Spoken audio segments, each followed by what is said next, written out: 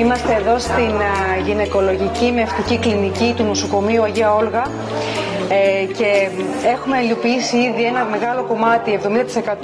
του χώρου των διαδρόμων και των δωματίων έχουν γεμίσει με πίνακες της Prayer of Color Skin Set και που έχουν, μετά από την άδεια που έχουν πάρει από τον διοικητή και την κυρία Μπακαλιάνου σε αυτό το χώρο για να γίνει η κατάσταση, με τη βοήθεια των χορηγών, και έχουμε εδώ τον αγαπημένο μας χορηγό, την εταιρεία Εφρέμογλου, τον κύριο Δημήτρη, τον άνθρωπό μας Δημήτρη, που έχει συμμετάσχει στην υλοποίηση αυτού του έργου με πολλά έργα. Και θέλω να ρωτήσω πώς σας φαίνεται, γιατί βλέπετε και εσείς τώρα που έχουν κατασταθεί το αποτέλεσμα από το πριν, όπως ήταν η τύχη που δεν ήταν βαμμένη, δεν ήταν τα έργα, πώς αντιλαμβάνεστε όλη αυτή την αλλαγή? Βασικά πρέπει να πω ότι δεχτήκαμε με ιδιαίτερη χαρά την πρόταση